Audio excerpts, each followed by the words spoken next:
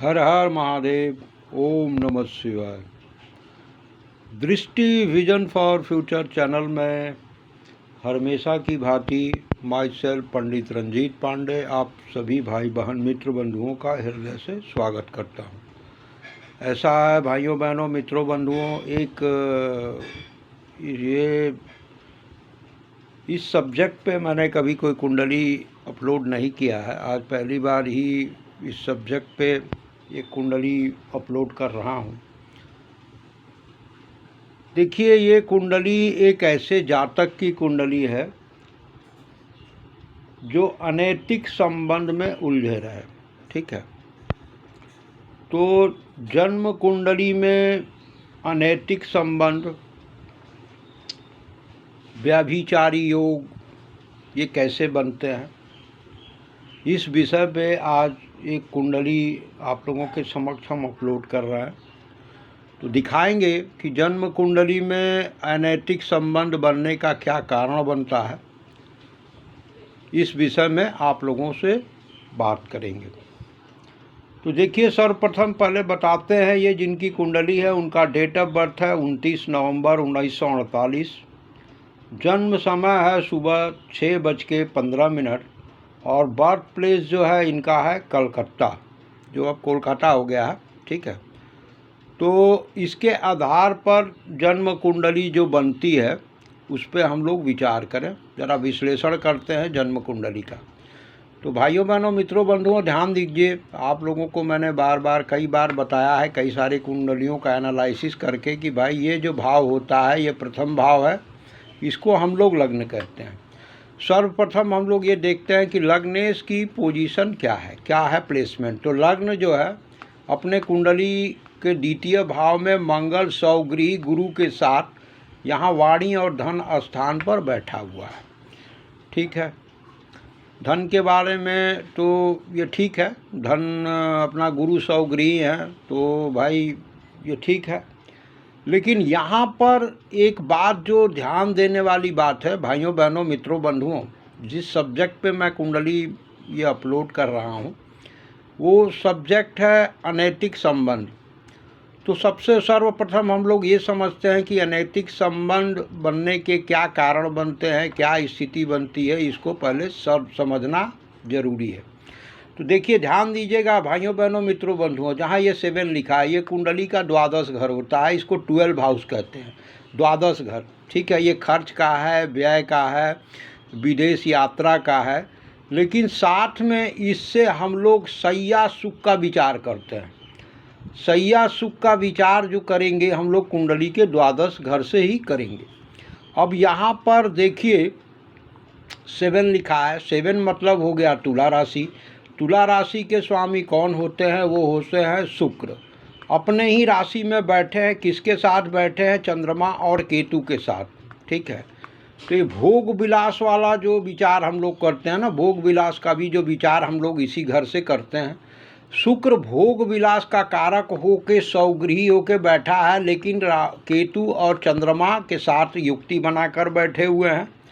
अब यहाँ पर एक बात और ध्यान देने वाली बात है, इस भाव को डिस्टर्ब करने का मतलब डिस्टर्ब हो रहा है, ये कैसे हो रहा है इसको समझिएगा। देखिए यहाँ सप्तम स्थान आपके विवाह का है। विवाहिक जीवन में अवैध संबंध के कारण इनके विवाहिक जीवन में भी बड़ा घोर ये रहा, विवाह इनका टूटा भी और अवैध संबंध के कारण ही इनका विवाहिक जीवन नरकपूर्ण हो गया। ठीक है, तो इसको ये समझते हैं। तो 7th लॉर्ड शुक्र है जो आपका यहाँ द्वादश घर में जाकर सौगृही होकर बैठा है। अब यहाँ चले आइए, ध्यान दीजिएगा भाइयों बहनों, ये कुंडली का 6th हाउस है। 6th हाउस जो होता है वो आपके एनिमी का होता है, डिजीज़ का होता है और आपका कोर्ट कचहरी मुकदमा का होता है। अब राहु यहाँ क्या कर रहा है? देखिए राहु की एक दृष्टि जो पड़ गई, देखिए वो समझिएगा। ये जो यहाँ 11 लिखा है और ये जहाँ 10 लिखा है, इन दोनों भाव, यहाँ राशि 3rd हाउस में बनी मकर राशि, 4th हाउस में जो बन रही है वो बन रही है कुंभ राशि। इसके स्वामी कौन है? इसके स्वामी शनि हैं। देखिए शनि यहाँ कुंडली के 10th हाउस में बैठे हुए हैं। ठीक है, राहु की प्रथम जो राहु की 5वीं दृष्टि है वो शनि पर, यानी हृदय जिससे आप लोग हृदय का विचार करेंगे। हम लोग हृदय का विचार करते हैं, हमारा मन का विचार करते हैं, उसके लिए चंद्रमा देखते हैं, और हृदय का विचार करने के लिए चतुर्थ भाव को देखा जाता है। तो देखिए राहु से ये डिस्टर्ब हुआ, यानी 4th लॉर्ड शनि अपने ही घर को देख तो जरूर रहे हैं, लेकिन ये राहु से डिस्टर्ब, राहु के प्रभाव में आ गए। एक कारण ये बन रहा है। दूसरा कारण देखिए वैवाहिक जीवन नरक हुआ, अवैध संबंध बना। तो ये कारण क्या है? राहु देखिए चंद्रमा को ग्रहण दोष लगा दिया, चंद्रमा को डिस्टर्ब कर रहा है। ठीक है, इनका वैसे लगन वृश्चिक और राशि आपका तुला है, तो लेकिन चंद्रमा मन का भी कारक है। ठीक है, तो इसको भी डिस्टर्ब कर दिया, शुक्र को डिस्टर्ब किया, केतु को डिस्टर्ब किया। यहाँ पर और एक ध्यान, यानी 5वीं दृष्टि यहाँ पर पड़ रही है, 7वीं दृष्टि यहाँ पर पड़ रही है, और ध्यान दीजिएगा भाइयों बहनों मित्रों बंधुओं, 9वीं दृष्टि यहाँ पड़ेगी, जो वाणी स्थान है आपका, गुरु और मंगल। बड़े बड़े विद्वान पंडितों का, बड़े बड़े का कहना है, शास्त्रों में भी ये उल्लेख किया गया है कि किसी भी कारणवश अगर आपके कुंडली में देवगुरु और शुक्र ये दोनों ही पाप ग्रह के प्रभाव में आ जाए तो व्यक्ति दुराचारी हो जाता है, जो इनके कुंडली में साफ साफ दिख रहा है। देखिए राहु की दृष्टि यहाँ हृदय स्थान के मालिक, चतुर्थ स्थान के मालिक शनि पर पड़ गई।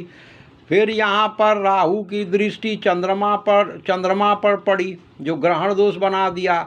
शुक्र पे पड़ी, ये चारित्रिक दोष दिया, केतु के साथ है। तो ये सारे ग्रह जो है, राहु अकेले सबको डिस्टर्ब किया, शनि को डिस्टर्ब कर दिया, ये इन ग्रहों को डिस्टर्ब किया है। फिर आपका मंगल और गुरु को भी डिस्टर्ब कर दिया।